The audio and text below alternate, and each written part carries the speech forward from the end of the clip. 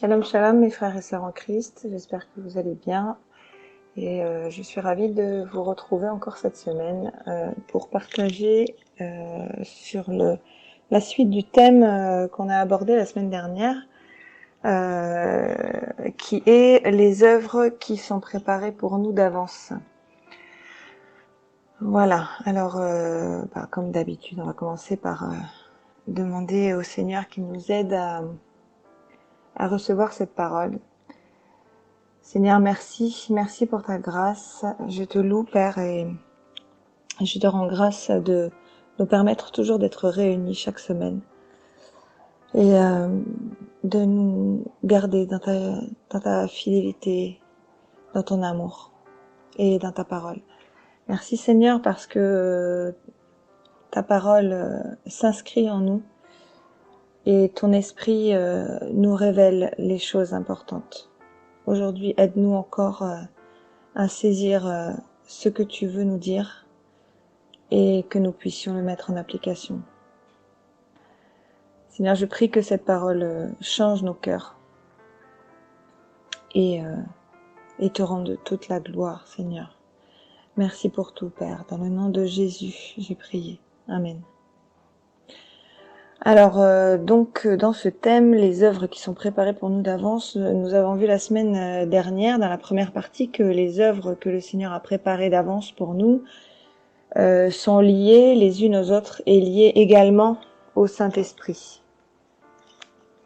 On a vu que si nous n'écoutons pas fidèlement, nous n'agissons pas fidèlement à ce que nous amène à faire le Seigneur, il arrive un moment où, au-delà des avertissements, nous prenons le risque d'être disqualifiés.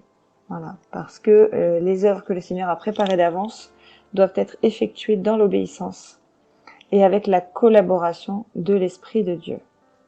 Alors, ce qui veut dire que nous devons d'abord apprendre à connaître le Seigneur, à chercher une relation personnelle avec lui, de manière à pouvoir justement répondre à l'appel qu'il met en nous sur notre vie, et puis aussi à pouvoir être disponible quand il veut nous parler.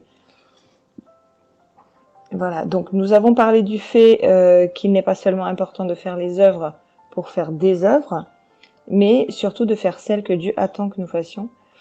Donc être serviteur, oui, mais connaître qui nous servons est essentiel. Jésus s'est lui-même fait serviteur en venant en chair dans ce monde, en donnant sa vie pour nous. Mais à quoi bon dire que nous servons le plus grand des seigneurs si c'est pour le servir autrement que selon ses valeurs. Alors nous sommes de nouvelles créatures renouvelées en Christ et nous devons avoir conscience de notre nouveau statut. D'ailleurs, ça fera l'objet du thème de la semaine prochaine en fait. Donc ce nouveau statut, eh bien c'est notre nouvelle identité en Christ, donc le fait que nous devenions enfants de Dieu. Voilà. Éphésiens 2, verset 10 nous dit, chapitre 2, verset 10, nous dit « Car nous sommes son ouvrage, ayant été créés en Jésus-Christ pour de bonnes œuvres que Dieu a préparées d'avance, afin que nous les pratiquions. » Alors, quelles sont ces œuvres si importantes que le Seigneur attend que nous pratiquions ? Eh bien, tout au long des chapitres 2 et 3 de l'Apocalypse, le Seigneur Jésus parle aux églises de leurs œuvres en disant, donc notamment à l'église d'Éphèse, donc dans Apocalypse chapitre 2, versets 2 et 3, le Seigneur dit « Je connais tes œuvres, ton travail et ta persévérance. Je sais que tu ne peux supporter les méchants, que tu as éprouvé ceux qui se disent apôtres et qui ne le sont pas, et que tu les as trouvés menteurs, que tu as de la persévérance, que tu as souffert à cause de mon nom, et que tu ne t'es point lassé. » Voilà, le Seigneur, entre parenthèses, connaît toutes choses de nous, et toutes nos œuvres ne seront pas retenues comme de bonnes œuvres à ses yeux. Alors on continue, toujours au Apocalypse chapitre 2, mais verset 4 cette fois-ci, il dit « Mais ce que j'ai contre toi, c'est que tu as abandonné ton premier amour. Souviens-toi donc d'où tu es tombé, repens-toi, pratique tes premières œuvres. Sinon je viendrai à toi et j'ôterai ton chandelier de sa place, à moins que tu ne te repentes. La Bible nous dit que le Seigneur garde nos noms inscrits dans son livre de vie, mais que nos noms justement peuvent être effacés. Hein. Voilà, parce que quelqu'un qui a reçu la parole, qui a reçu le pardon de ses péchés et qui retombe dans l'impudicité, dans la vie d'avant, eh bien, son nom ne sera pas conservé dans le livre de vie. Hein. Là, le Seigneur prévient que si on ne revient pas justement à notre premier amour, hein, qui est ce qu'on a ressenti pour le Seigneur, hein, quand il s'est révélé à nous et qu'on l'a accepté comme Seigneur, eh bien, si on ne se repent pas de notre condition, des péchés qu'on a commis et de voilà, peut-être de la vie qu'on mène depuis cette étape-là, eh bien, le Seigneur ôtera notre chandelier de sa place, c'est-à-dire que du coup, on n'aura plus notre place dans le livre de vie du Seigneur. Voilà, donc quelles sont les premières œuvres que nous faisons en tant qu'enfants de Dieu ? Eh bien, l'acceptation de la croix pour notre vie déjà, la démonstration de notre foi envers Jésus-Christ, parce que tout commence par un acte de foi que nous faisons envers le Seigneur, et la repentance sincère aussi, ça fait partie des œuvres, afin d'accepter justement le pardon de Dieu pour nos péchés. Voilà, donc ça c'est les premières œuvres qui sont faites dans notre cœur pour le Seigneur. Donc vous voyez que c'est pas des œuvres très démonstratives, bien que suite à ces œuvres-là, il y a forcément un changement qui s'opère en nous et notre entourage le voit. Donc ça fait partie des choses qui doivent avoir lieu, et c'est pour ça qu'on dit que les enfants de Dieu qui n'ont pas connu de changement ne sont pas enfants de Dieu, parce que il faut des changements, il faut passer par un changement. Voilà, le Seigneur, on peut pas vivre dans une vie impudique qui ne convient pas au Seigneur, et puis une fois qu'on a décidé de vivre pour le Seigneur, continuer notre vie normalement. Il y a forcément des changements qui s'opèrent. Donc le premier changement justement, c'est que quand on accepte l'œuvre de Jésus pour notre vie, l'œuvre de salut pour notre vie, eh bien on n'a pas envie, on met nos priorités ailleurs que telles qu'on les plaçait avant. Voilà. Et voilà, donc ça c'est les premières œuvres. Au verset 6, toujours chapitre 2 de l'Apocalypse, le Seigneur nous dit aussi, dit à l'église d'Éphèse, tu as pourtant ceci, que tu hais les œuvres des Nicolaïtes. Alors, les actes des Nicolaïtes étaient pour Christ une abomination. C'était de faux enseignants. Ils détournaient, en fait, ils ont introduit des fausses lois, des fausses doctrines au milieu de la parole du Seigneur, et du coup, ils ont détourné beaucoup d'âmes comme ça. Et leurs mauvaises œuvres, en fait, ont remplacé les œuvres que Dieu nous appelle à faire pour lui. Voilà, donc c'est pour ça que on les cite, les Nicolaïtes, parce qu'ils ont fait beaucoup de dégâts.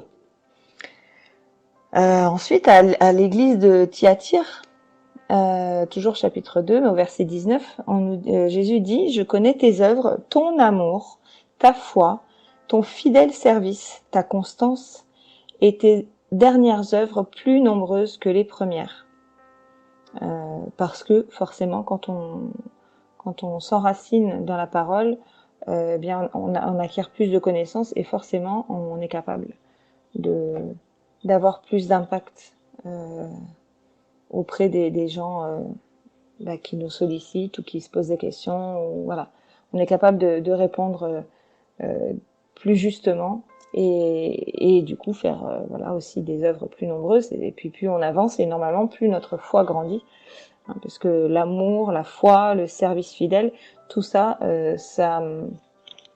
ça grandit au fur et à mesure où on marche avec le Seigneur, et forcément ça a de plus en plus d'impact autour de nous. Verset suivant. Ce que j'ai contre toi, c'est que tu laisses la femme Jézabel, qui se dit prophétesse, enseigner et séduire mes serviteurs, pour qu'ils se livrent à l'impudicité et qu'ils mangent des viandes sacrifiées aux idoles.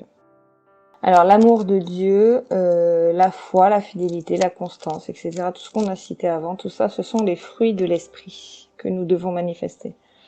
Donc comme on a dit, voilà, ça, quand on cherche les œuvres que le Seigneur nous appelle à faire, eh ben on en a eu quelques-unes de citées, hein, le travail pour le Seigneur, la persévérance, la haine de la méchanceté en fait, hein,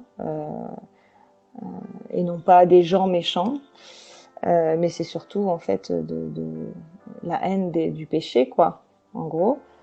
Et puis là, on nous dit, hein, donc le Seigneur il dit à l'église de Thyatire, je connais tes œuvres, et là il les cite, hein, ton amour, ta foi, ton fidèle service, ta constance, etc.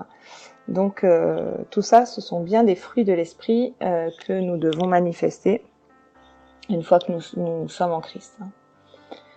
Verset 26, un peu plus loin, on nous dit, à celui qui vaincra, Jésus dit, à celui qui vaincra et qui gardera jusqu'à la fin mes œuvres, je donnerai autorité sur les nations.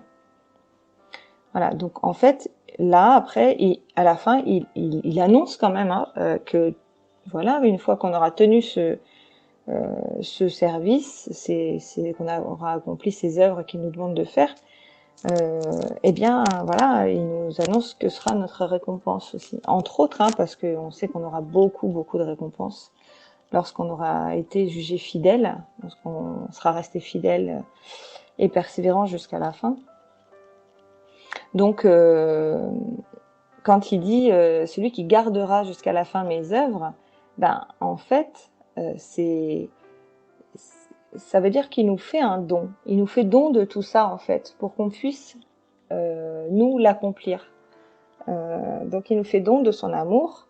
Hein, la Bible nous dit aussi, nous explique plusieurs fois à certains endroits que on a reçu la même dose de foi que Jésus. On n'a pas été moins bien servi, ou voilà, on est héritier à part égale, si je peux dire, parce que on a reçu la même puissance que Jésus, et on a la possibilité d'être aussi fidèle que Jésus dans le service, d'être aussi constant, d'être autant dans la paix. Voilà, le Seigneur nous a dit, je vous donne ma paix, pas comme le monde vous la donne, mais comme moi je l'ai reçue, quoi. Voilà. Donc en fait, on a la même chose que lui. Il nous lègue exactement tout ce qu'il a. Donc c'est important de connaître tout ça, parce que pour accomplir justement le service qu'il attend de nous, si on n'est pas conscient de tout ça, face à l'ennemi, on va faire grise mine, quoi, hein, parce que l'ennemi, lui, il saura où frapper justement pour nous déstabiliser. Et la promesse de Dieu, en fait, de régner avec lui, et l'immunité qu'il va donner à ceux justement qui auront été restés fidèles jusqu'au bout, eh bien c'est en partie précisé dans ce verset 26. Voilà, donc parce que ce qu'il faut préciser quand même, c'est que comme on l'a dit tout à l'heure, toutes les bonnes œuvres entre guillemets qu'on aura accomplies ne seront pas forcément portées à notre crédit, parce que quand nous nous retrouverons justement devant le roi des rois et que nous rendrons compte, le Seigneur lui nous demandera si on a donné à boire justement à ceux qui ont eu soif, si on a donné à manger à ceux qui ont eu faim, voilà, si on a pu vêtir justement ceux qui avaient besoin, si on a vraiment fait preuve d'amour comme lui il nous a montré qu'il fallait le faire. Voilà, et donc si on n'a pas fait tout ça en le faisant pour le Seigneur d'abord, ça n'aura pas de portée en fait. Ça n'a de portée que si dans le monde céleste, dans le royaume des cieux, que si on le fait justement par le consentement de l'Esprit de Dieu. Voilà. La Bible nous dit de faire toutes choses d'abord pour le Seigneur. Donc effectivement, même quand on n'a pas envie de faire quelque chose, le Seigneur voit à notre cœur, et si on le fait sans médire, sans râler, mais en sachant que voilà, ça va rendre gloire au Seigneur parce qu'on est rigoureux, on est discipliné pour le faire. Voilà, l'important c'est que ça rende gloire au Seigneur. On regarde pas en fait au profit que ça nous accorde à nous, voilà, que ça nous apporte à nous. Donc il faut être guidé justement par son amour pour avoir de l'amour pour notre prochain, c'est ce qui nous est demandé. Voilà, parce que si on fait en espérant justement marquer des points auprès du Seigneur, c'est juste pour ça en fait, ça n'aura pas de poids. On va le faire dans ce cas-là juste pour notre gloire et pas pour la sienne. Il faut pas qu'on cherche un profit quelconque pour nous. En fait, c'est le Seigneur qui nous bénit. Et donc nos actes à nous, la répercussion de nos actes, on ne doit pas attendre une bénédiction de ça. Voilà. Parce que notre vie ne nous appartient plus, hein, nous dit la Bible. Et que justement nos motivations ne seront pas tournées vers lui, donc on fera pas forcément sa volonté à ce moment-là. Alors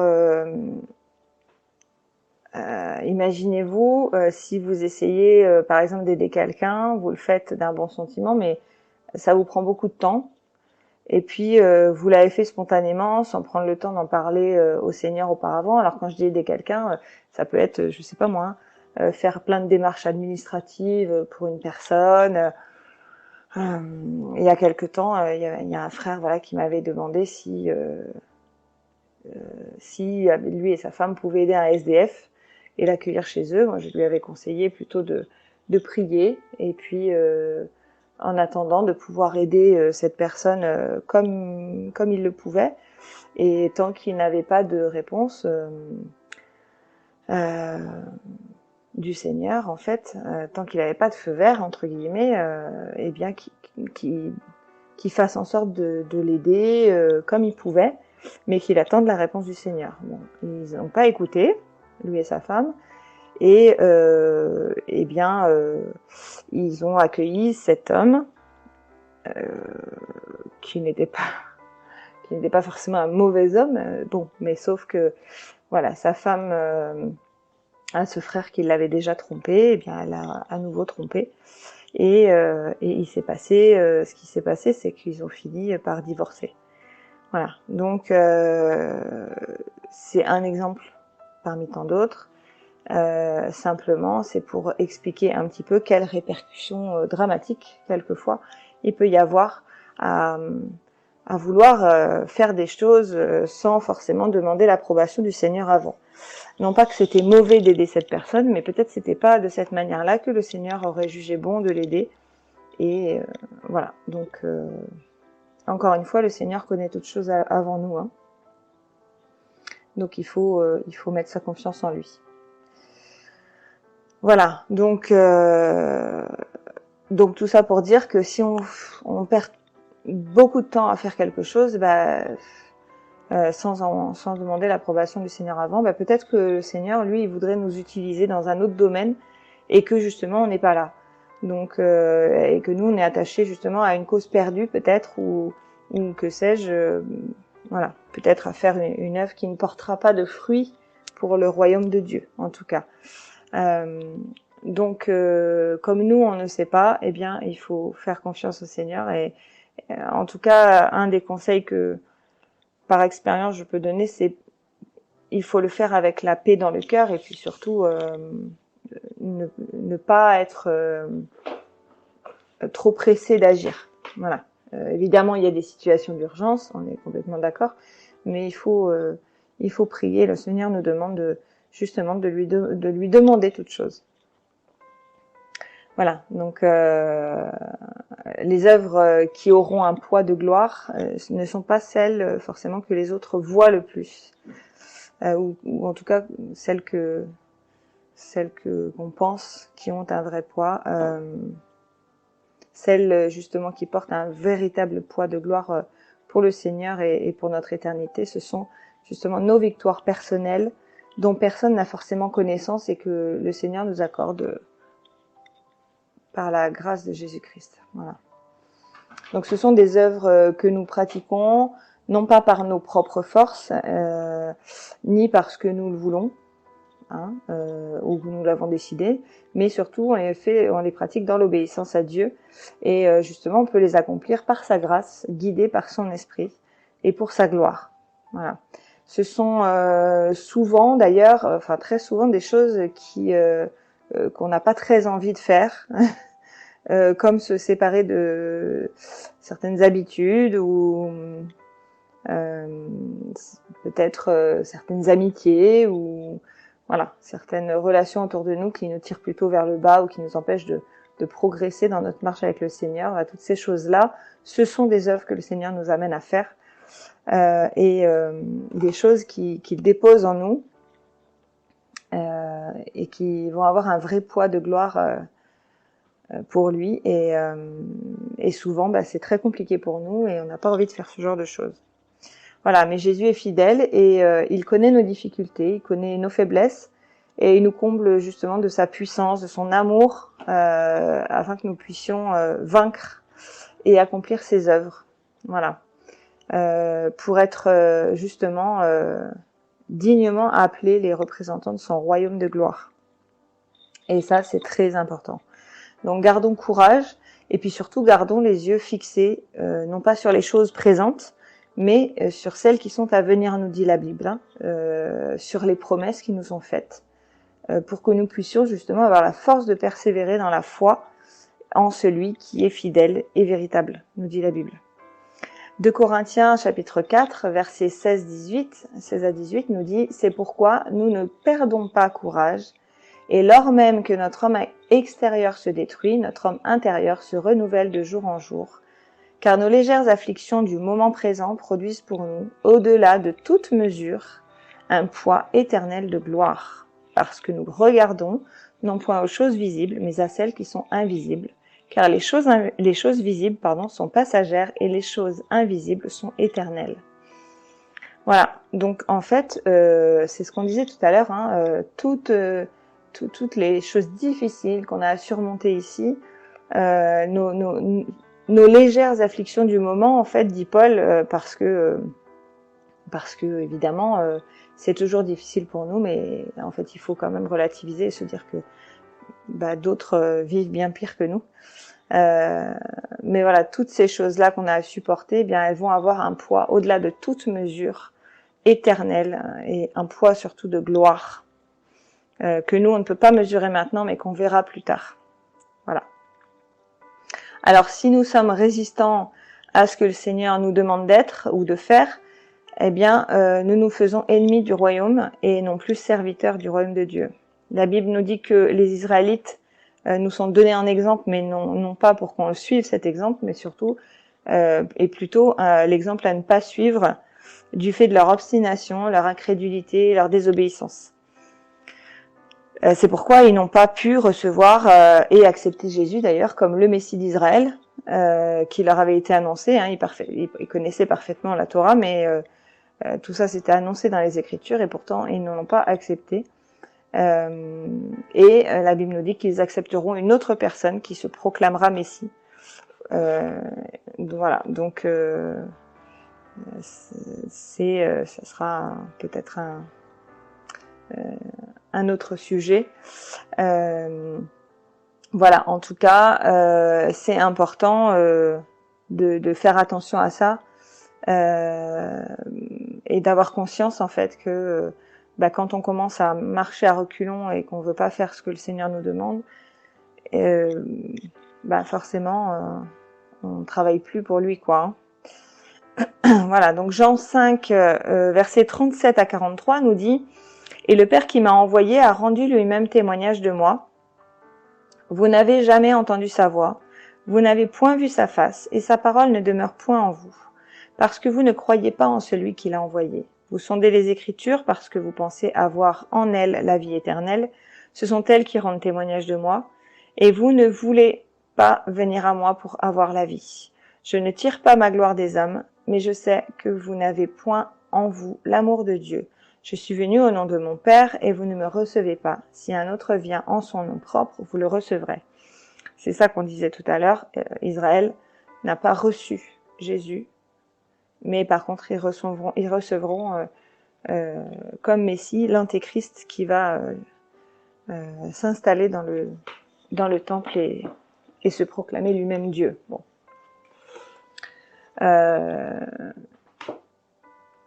Voilà, donc c'est un exemple justement à ne pas suivre, puisque là, ça démontre bien que Jésus soulignait le fait que on peut être très religieux, mais ne pas avoir le Saint-Esprit.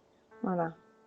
Et c'est ce qui se passait avec les pharisiens, avec tous ces grands chefs religieux, et qui finalement égaraient le peuple.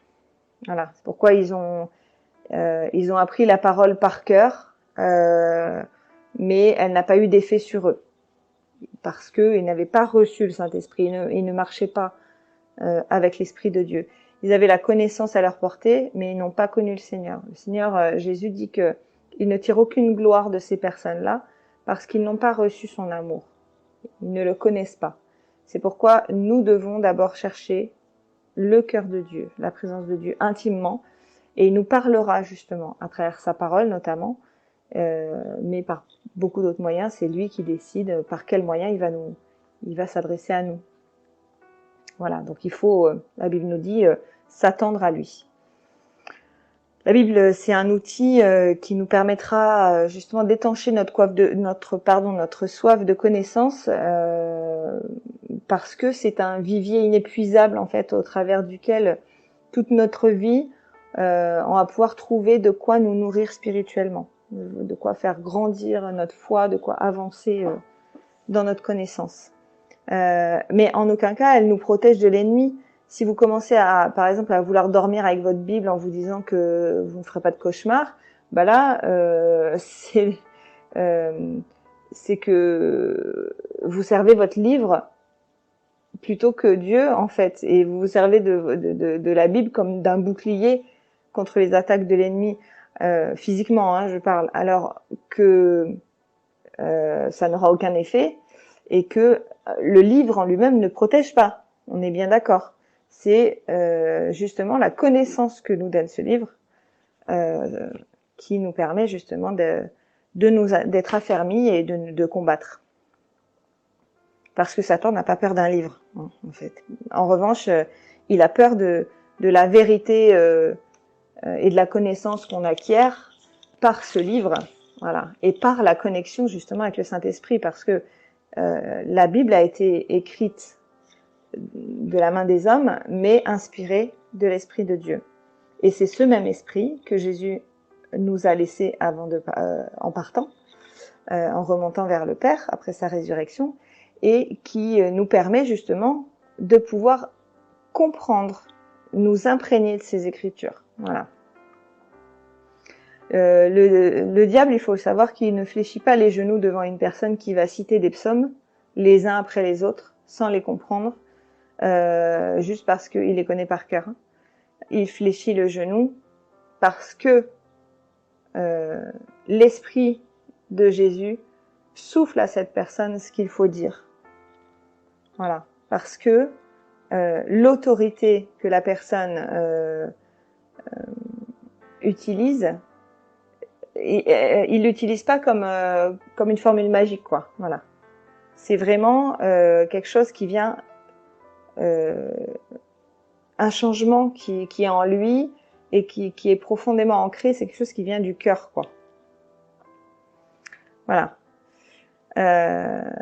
Donc il va se retirer de devant vous, en fait, si vous déclarez avec foi et autorité ce que vous êtes en Christ, qui vous êtes en Christ, et le fait que Jésus, le Seigneur Jésus, est pour vous votre Seigneur et votre Sauveur. Voilà. Et que vous avez justement son immunité. La Bible nous dit que seul le nom de Jésus possède l'autorité suprême devant lequel tout genou fléchit. Philippiens 2, versets 9 à 11, nous dit « C'est pourquoi aussi Dieu l'a souverainement élevé, Jésus, et lui a donné le nom qui est au-dessus de tout nom, afin qu'au nom de Jésus tout genou fléchisse dans les cieux, sur la terre et sous la terre, et que toute langue confesse que Jésus-Christ est Seigneur à la gloire de Dieu le Père. » Voilà, donc si devant les démons qui vous persécutent, vous sortez une Bible en tant que bouclier, ça ne fera rien du tout.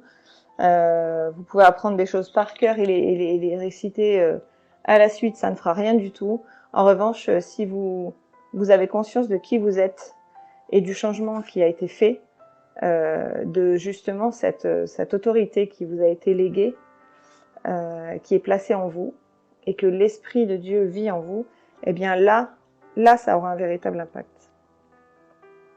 Voilà, alors mes frères et sœurs, le sujet est vaste, mais je vous invite vraiment à réécouter ce message si besoin, pour justement entrer pleinement dans le service, dans les œuvres que Dieu a préparées d'avance pour vous,